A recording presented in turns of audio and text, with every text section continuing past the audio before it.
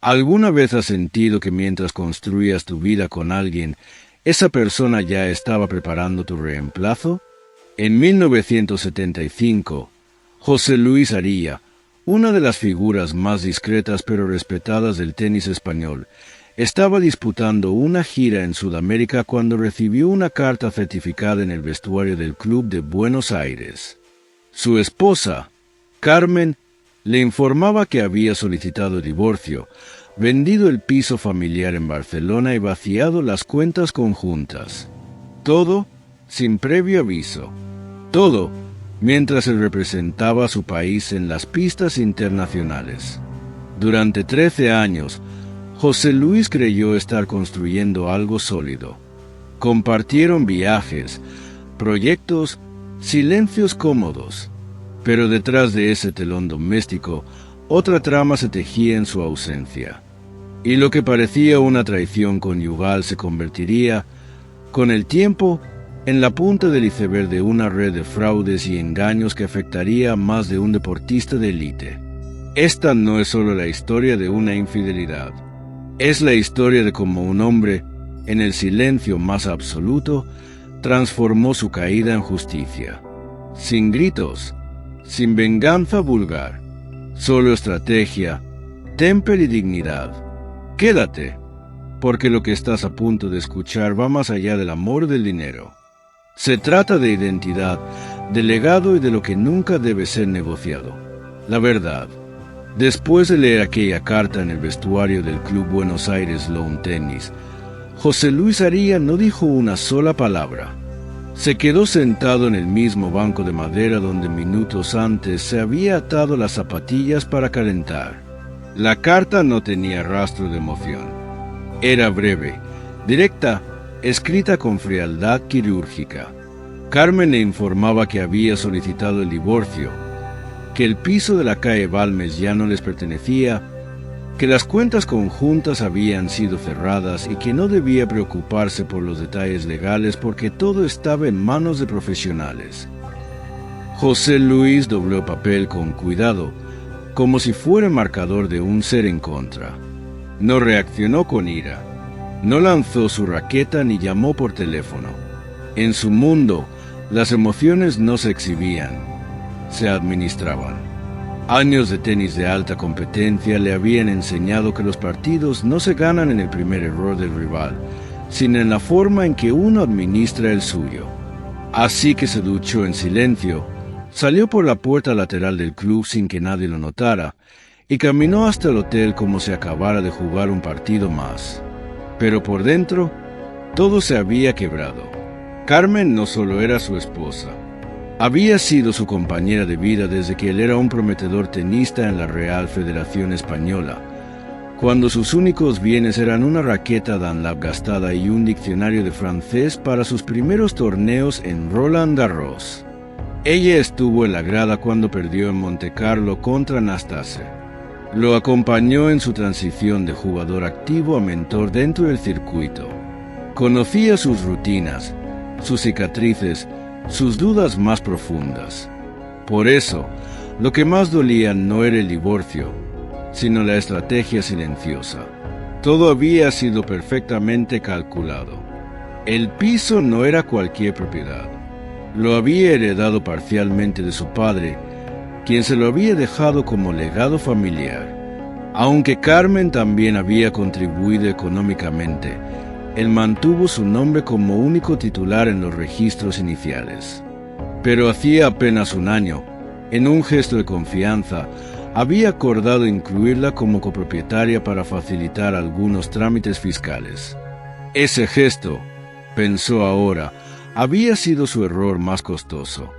Mientras caminaba por la avenida Callao rumbo al hotel, repasaba mentalmente cada una de sus decisiones del último año.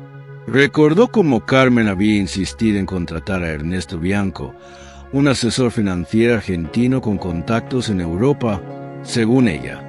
Él, distraído por la agenda de torneos, no opuso demasiada resistencia. Ahora ese nombre brillaba en su memoria con la intensidad de un saque directo en contra. Al llegar a su habitación, Encendió la luz tenue del escritorio y abrió su cuaderno de notas de viaje. No escribió nada, solo dibujó una línea recta en la página en blanco. Esa línea marcaba un antes y un después. No sabía aún qué haría, no sabía qué recursos le quedaban. Pero si tenía claro algo, no pelearía por orgullo, sino por claridad, por su nombre, por la memoria de su padre. En ese momento, entendió que lo que había comenzado con una carta no era una despedida, era una declaración de guerra, y él no pensaba rendirse. Durante los días siguientes al partido en Buenos Aires, José Luis asistió a los compromisos deportivos como si nada hubiera ocurrido. Sonreía en las entrevistas, firmaba autógrafos, daba clínicas a jóvenes promesas en las canchas de tierra batida. Pero por dentro, todo en él era sospecha contenida. La traición que acababa de descubrir no había sido repentina. No, eso es lo que Carmen quería que pareciera. Pero su instinto, el mismo que durante años le había permitido anticipar un revés cruzado de Borbo, un globo de Santana, le decía que todo había empezado mucho antes.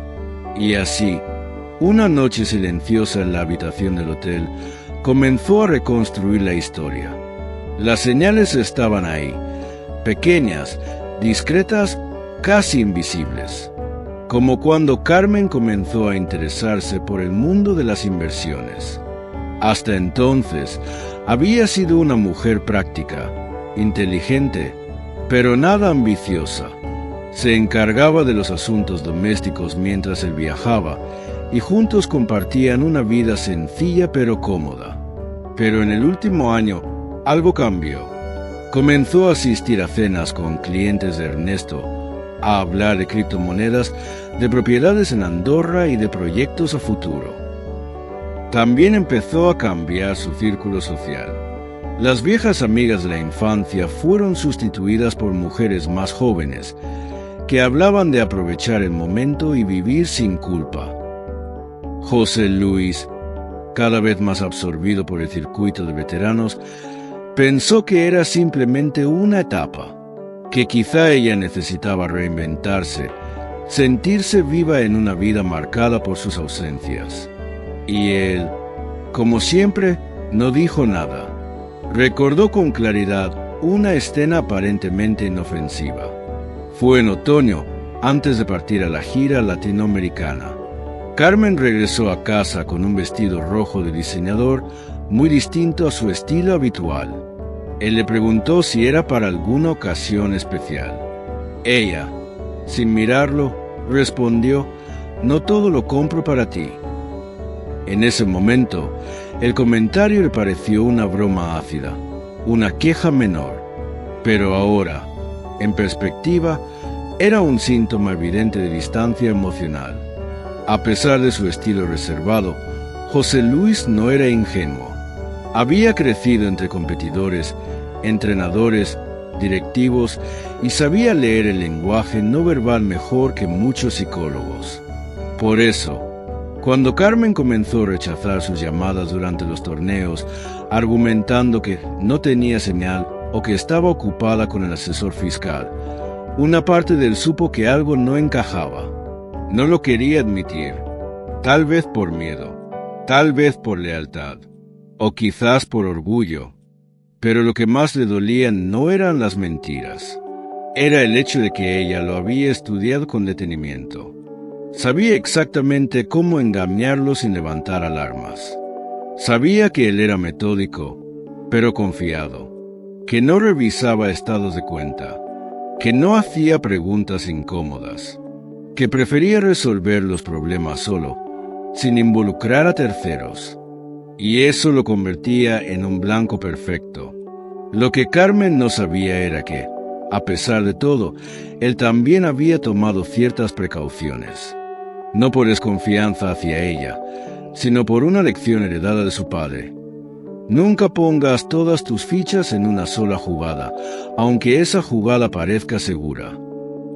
Así que, meses antes de la ruptura, José Luis había empezado a mover algunas piezas. Guardó los títulos de propiedad de las fincas rurales en una caja fuerte aparte, registrada a nombre de su sobrino, que vivía en Girona. También abrió una cuenta en Suiza a la que transfería una pequeña parte de sus premios. No era una fortuna, pero era su salvavidas.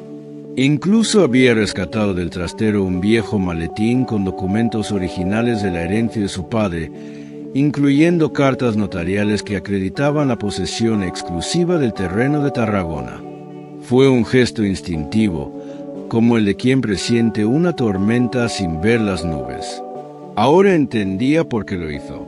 Lo que todavía no comprendía era hasta dónde llegaría el daño. Aún no sospechaba que la traición no era solo personal, sino parte de una trama más profunda y peligrosa. Y que Ernesto Bianco no era simplemente un amante oportunista, sino un experto en manipular las ausencias de otros hombres para construir su riqueza. Lo que José Luis sí sabía, en cambio, era que esta vez no jugaría con cortesía. Esta vez no se conformaría con perder por educación. Ahora empezaba un partido diferente, y lo pensaba ganar, sin necesidad de romper una sola raqueta. Al regresar discretamente a España semanas después del torneo, José Luis no volvió a su antiguo piso. Evitó Barcelona. Se instaló bajo un nombre falso en una pensión de Lleida, donde nadie lo reconocería. Tenía claro que no se trataba solo de una traición sentimental. Algo en la frialdad quirúrgica del divorcio, en la ejecución silenciosa de las ventas y transferencias, revelaba una planificación meticulosa. Carmen no solo se había marchado con un amante, había diseñado una operación financiera para dejarlo sin nada. La primera llamada fue a su antiguo gestor en Madrid, Joaquín Rollo, un hombre mayor que su padre había contratado décadas atrás. Joaquín, al escuchar su voz, tardó unos segundos en reaccionar. «¿Dónde estás?», preguntó, sorprendido.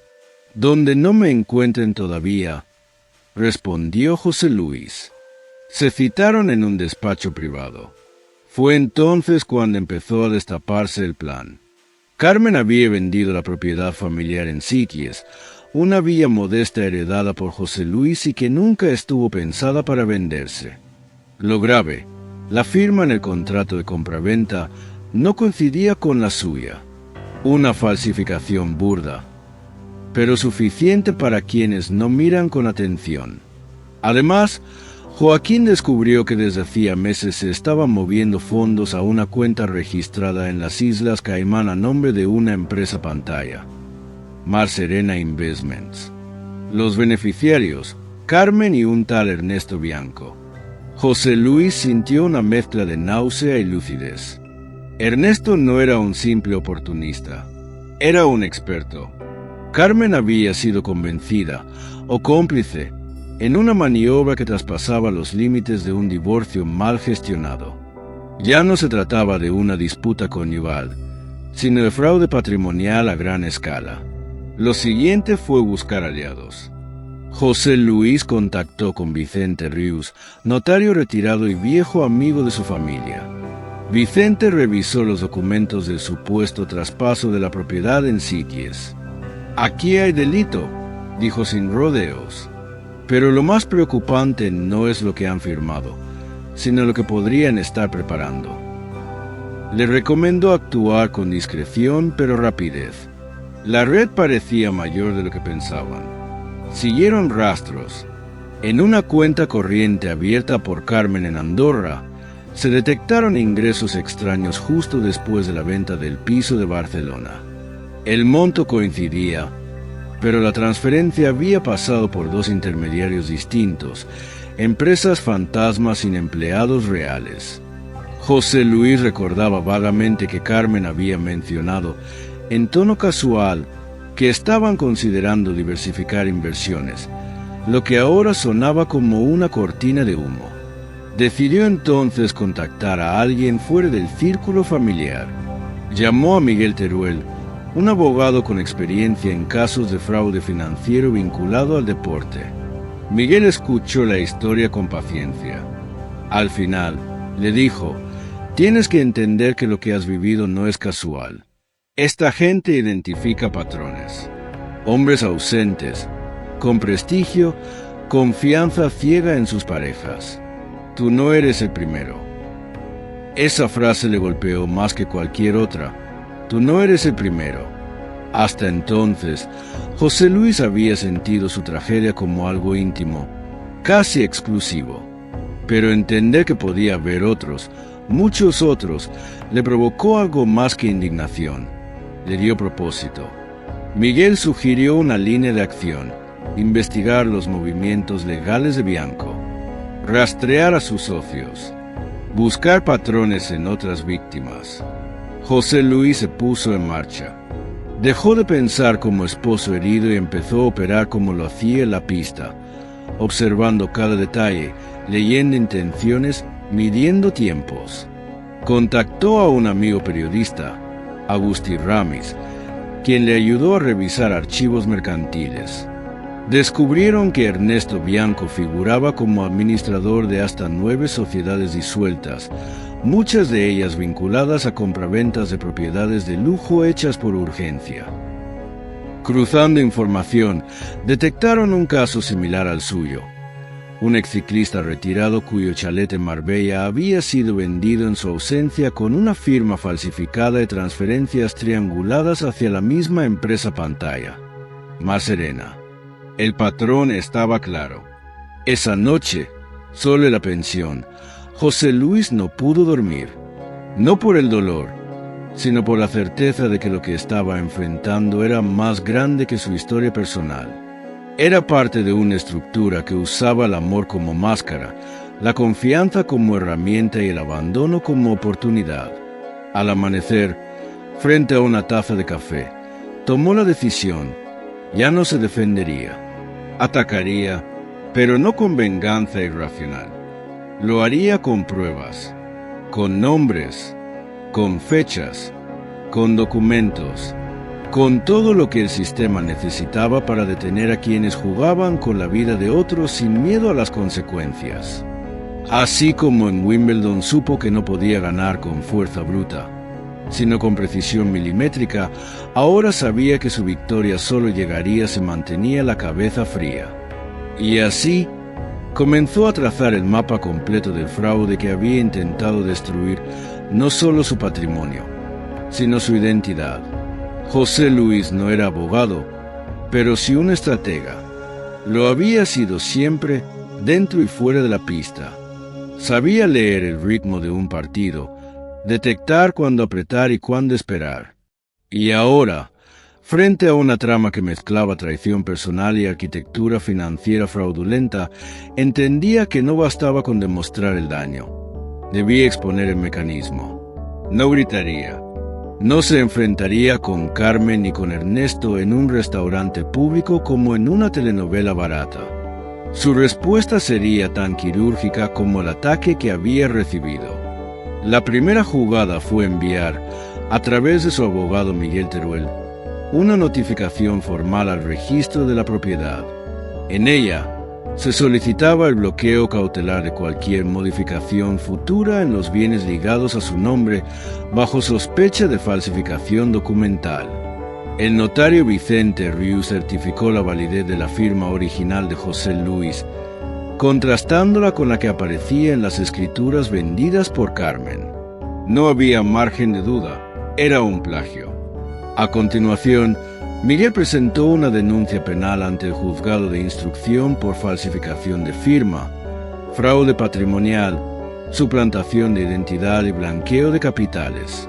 Lo acompañaron con documentación cruzada, copias notariales antiguas, extractos bancarios, transferencias hacia sociedades pantalla y testimonios de terceros.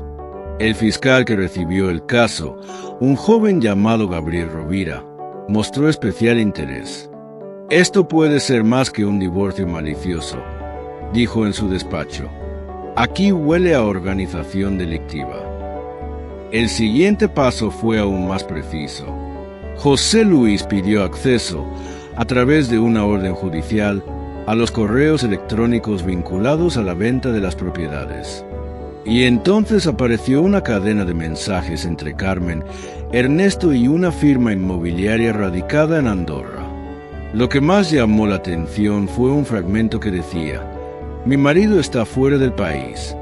Firmaré en su nombre, no hay riesgo». Esa frase fue suficiente para activar una orden de investigación patrimonial a nombre de ambos. Pero fue el descubrimiento siguiente el que cambió la partida por completo. Una mañana, Agustí, el periodista, le informó que había encontrado coincidencias en otros 3 casos de deportistas retirados: un nadador olímpico, un piloto de rallies y un exfutbolista. Todos tenían en común una relación de pareja con mujeres que, tras un periodo de aparente estabilidad, vendían propiedades, falsificaban firmas y se asociaban con empresas vinculadas a Bianco. Todos habían estado temporalmente ausentes por trabajo o retiro en el extranjero. Todos, como José Luis, habían confiado, y todos habían sido despojados. Esa información fue llevada directamente al fiscal Rovira. El caso dejó de ser un conflicto de pareja y se convirtió en una posible red de estafas sistemáticas. Se coordinó con la policía fiscal catalana para seguir los movimientos de Bianco, que en ese momento ya estaba en el radar de Hacienda por operaciones sospechosas con bienes raíces en Sitges, Andorra y Alicante. Mientras tanto, José Luis seguía sin dar señales. No contactó a Carmen. No respondió los mensajes que ella aún enviaba ocasionalmente, cargados de un tono ambiguo entre el reproche y la indiferencia. Guardaba cada mensaje, cada correo, cada detalle, ya no como hombre herido, sino como testigo de cargo. La noche que supo que Bianco había viajado a Lisboa para cerrar otra venta de un piso sospechoso, José Luis tomó una decisión crucial. Contactó directamente a uno de los otros deportistas afectados. Lo citó en un café de Girona. Era Tomás Elvira, un exnadador que había representado a España en los Juegos de 68. Al verlo llegar con la mirada endurecida y una carpeta bajo el brazo, José Luis sintió una mezcla de tristeza y determinación. ¿También tú?, preguntó Elvira al sentarse. Sí, y creo que no somos los únicos. Compartieron documentos, cruzaron nombres, fechas, montos. Las coincidencias eran demasiado exactas como para ser casualidad. Decidieron crear un frente común. Miguel Teruel sugirió redactar una querella colectiva por estafa continuada y asociación ilícita. Mientras tanto, Rovira, el fiscal, inició diligencias internacionales. Se contactó con autoridades en Portugal y en Suiza. En paralelo, la policía entró en contacto con la Interpol, pues Bianco tenía vínculos con sociedades registradas en Luxemburgo. Lo que al principio fue una respuesta individual ante una traición doméstica, se estaba convirtiendo en una operación de justicia transnacional. Y José Luis, en silencio, observaba el efecto dominó de su movimiento. No por venganza, sino por necesidad. No para hundir a Carmen, sino para impedir que otros pasaran por lo mismo. La dignidad no se gritaba, se defendía. Y él, por primera vez en su vida, se sentía más firme fuera de la pista que dentro de ella, porque entendía que la verdadera victoria no era recuperar lo perdido, sino proteger a quienes aún podían perderlo. El día que José Luis decidió revisar el sistema de seguridad de la casa de su infancia, ahora convertida en objeto de disputa, no lo hizo por curiosidad, lo hizo por instinto. Años atrás, había instalado cámaras discretas tanto en el interior como en el exterior, no por desconfianza hacia Carmen, sino porque la casa albergaba recuerdos y objetos de valor sentimental. Los trofeos de su época dorada, la silla de su madre, el reloj de su padre. Lo que no imaginaba era que aquellas grabaciones se convertirían en el eje de una denuncia que iría mucho más allá de su caso. Ingresó al sistema desde su ordenador portátil, conectado a una red segura proporcionada por Miguel. Las imágenes eran claras, La casa seguía ocupada, no por Carmen, sino por Ernesto. En una secuencia grabada apenas 2 semanas antes, se veía al empresario entrando con un grupo de desconocidos, señalando las habitaciones y hablando con un agente inmobiliario que no figuraba en ningún documento oficial. Y ahí, en medio del salón que él mismo había restaurado con sus manos, mientras mostraban el trofeo de dobles de 1968 como si fuera decoración de hotel, Ernesto dijo algo que congeló la sangre de José Luis. «El marido está lejos, no entiende nada. Esto se cierra la semana que viene». El audio era nítido. Las pruebas eran irrefutables. Miguel envió las grabaciones al fiscal Rovira de inmediato. Esa misma tarde, el fiscal presentó una solicitud de intervención urgente al juzgado. Se autorizó el bloqueo notarial de cualquier compraventa futura sobre esa propiedad. Además, la grabación sirvió como evidencia de intento de estafa con ánimo de lucro y apropiación indebida de patrimonio con fines comerciales. Se abría una nueva línea de investigación: uso fraudulento de bienes con valor histórico y sentimental. Pero el impacto más profundo no fue legal, sino emocional. Ver su casa, la misma donde aprendió a jugar al tenis golpeando una pelota contra la pared del patio, convertida en escenario de una operación sucia, lo derrumbó en silencio. No lloró, pero esa noche no cenó. Tampoco durmió.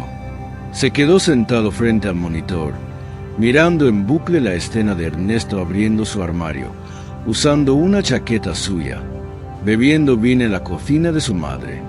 Aquello ya no era solo traición, era una invasión. Los días siguientes fueron vertiginosos. Las grabaciones se filtraron entre los otros deportistas afectados. Tomás Elvira, el exnadador, reconoció al mismo agente inmobiliario en su caso. Se trataba de un hombre llamado Mauricio Salvat, que ahora aparecía como pieza clave en la red de Bianco.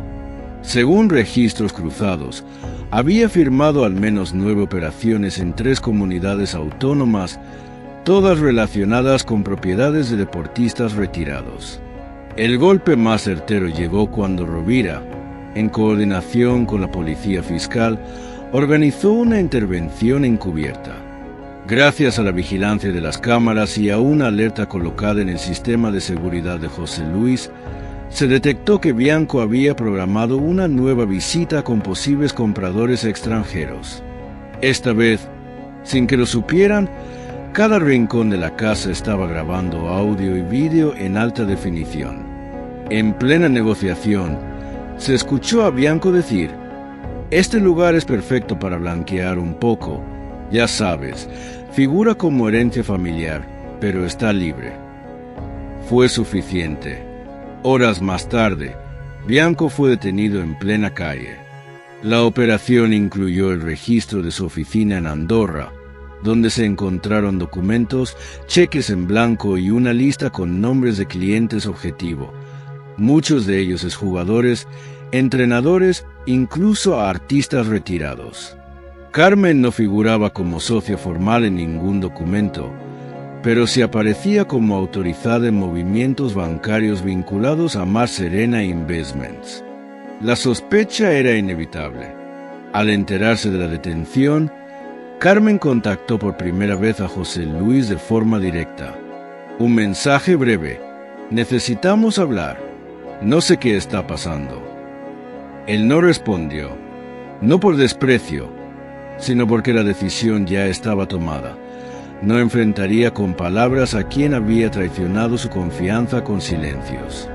Pocos días después, la policía se presentó en la casa con una orden judicial para recoger objetos de valor patrimonial: trofeos, documentos, cartas familiares. Todo fue custodiado y sellado como parte de una investigación en curso. José Luis los esperó a distancia, en un coche aparcado al final de la calle. Vio a Carmen salir del portal con la cabeza gacha, sin maquillaje, con la expresión de alguien que por fin entendía que las consecuencias no se detienen con explicaciones tardías. La escena era devastadora, pero también justa. Esa noche, Miguel lo llamó desde su despacho. José Luis, nos han confirmado que los cargos se amplían. Ahora se suman blanqueo de capitales, falsificación agravada y uso fraudulento de identidad patrimonial. Hay más víctimas que están apareciendo. José Luis cerró los ojos. No sonrió, pero por primera vez en muchos meses, sintió algo que se parecía a la calma, a la justicia. No había alzado la voz, no había humillado a nadie, solo había dejado que los hechos hablaran. Y los hechos, por fin, estaban del lado correcto. El arresto de Ernesto Bianco fue el principio del fin. Lo que en un principio había parecido una estafa personal orquestada por un amante oportunista, ahora se revelaba como una red bien estructurada con ramificaciones legales, fiscales y emocionales. El fiscal Rovira, respaldado por la documentación reunida por José Luis, Miguel y el equipo de víctimas, solicitó la apertura de una macrocausa por organización criminal. En menos de 2 semanas, los titulares en los periódicos especializados hablaban de la trama de las parejas fantasma, una red que operaba con un patrón definido: detectar figuras públicas retiradas, aprovechar sus ausencias, seducir o manipular a sus parejas y ejecutar movimientos financieros para vaciar patrimonios enteros. Mauricio Salvat, el agente inmobiliario, fue detenido días después en Valencia mientras negociaba una compraventa de una propiedad registrada a nombre de una exgimnasta olímpica. En su portátil se encontraron hojas de cálculo con nombres, bienes, fechas de viaje y niveles de riesgo. El nombre de José Luis aparecía marcado en rojo con una anotación escalofriante: volver a intentar si reaparece. Fue ese tipo de detalles lo que terminó por convencer al juez de que el grupo no solo actuaba con oportunismo, sino con metodología casi empresarial. Mientras tanto, Carmen fue llamada a declarar. Acompañada por un abogado de oficio, negó inicialmente toda participación. Aseguró que Bianco la había manipulado, que ella firmaba sin saber, que no tenía idea de las cuentas, las sociedades o los movimientos internacionales. Pero las grabaciones, las transferencias, los correos y su firma en al menos 3 documentos notariales desmentían esa versión. El juez no dictó prisión preventiva, pero sí le impuso medidas cautelares. Le fue prohibido salir del país, se le embargaron cuentas y vehículos y quedó formalmente imputada por complicidad en estafa y falsedad documental.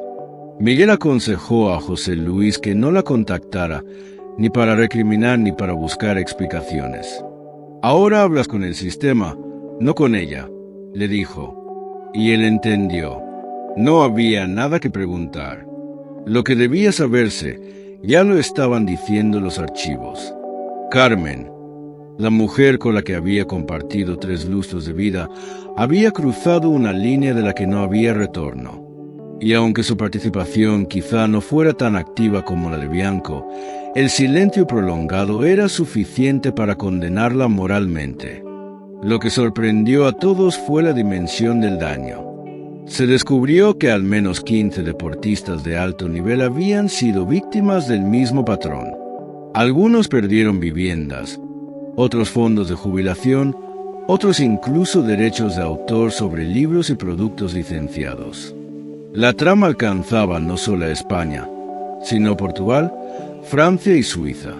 La Interpol clasificó el caso como una red criminal de alta sofisticación emocional y financiera. Mientras los medios comenzaban a cubrir la historia, José Luis se mantuvo en silencio. Rechazó entrevistas, ofertas de programas y propuestas de escribir un libro. No le interesaba convertirse en símbolo público del escándalo. Lo único que aceptó fue colaborar con la creación de una fundación privada para asesorar y proteger a deportistas retirados en cuestiones patrimoniales y legales. La llamó Fundación Línea de Fondo, en alusión al lugar de la pista donde había aprendido a resistir sin retroceder. Durante una reunión con las otras víctimas, José Luis fue invitado a tomar la palabra. No lo había planeado, pero cuando se puso de pie miró a los presentes, algunos con ojos húmedos, otros aún con rabia contenida. Supo que debía decir algo. «No estamos aquí por lo que nos quitaron», comenzó. «Estamos aquí porque no supieron con quién se estaban metiendo». Hubo silencio y luego aplausos contenidos. No era orgullo lo que lo movía, era firmeza. Esa firmeza que solo se cultiva después de haberlo perdido todo sin perderse a uno mismo. En paralelo, el proceso judicial avanzaba con rapidez. Bianco y Salvar aceptaron acuerdos de colaboración a cambio de reducción de condena, entregando detalles, documentos, cómplices. Las autoridades congelaron más de 2 millones de euros en activos. Varias propiedades fueron recuperadas y devueltas a sus legítimos dueños. Carmen, presionada por la evidencia, firmó una confesión parcial y se comprometió a restituir parte del dinero. Como parte del acuerdo, renunció a cualquier derecho sobre los bienes de José Luis y sobre su pensión como deportista. Cuando el juez dictó sentencia parcial, José Luis no asistió a la audiencia. Prefirió estar en su antigua pista de entrenamiento en Manresa, peloteando con un grupo de adolescentes que apenas sabían quién era. Miguel lo llamó por teléfono y le dio el resumen. «Ganamos. No todo, pero ganamos lo justo». José Luis colgó, se quitó la gorra y respiró hondo. Esa noche, al volver a la pensión, abrió su viejo cuaderno de viaje.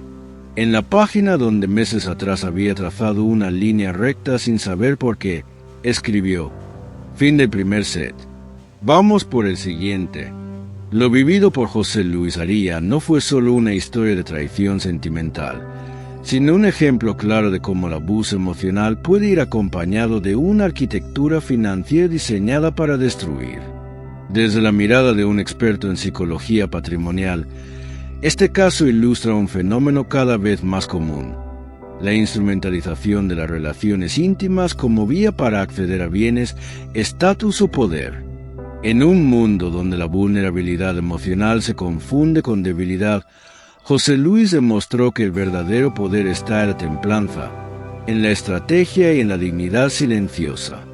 Lo más admirable no fue que recuperara parte de lo perdido, sino que decidiera usar su experiencia para proteger a otros. No hubo escándalo, ni venganza vulgar, ni odio público. Hubo justicia, claridad y consecuencia. Y en una época donde muchos buscan gritar su dolor para ser escuchados, él eligió dejar que los hechos hablaran. Si alguna vez has sentido que alguien te quitó más que dinero, te robó tiempo, memoria, paz, esta historia te recuerda que no estás solo. La justicia puede tardar, pero llega. Déjanos en los comentarios. ¿Tú qué hubieras hecho en su lugar? ¿Guardar silencio o confrontarlo todo? Y si este video te hizo reflexionar, no olvides suscribirte, dejar tu like y compartirlo, porque nunca sabes a quién podría ayudar.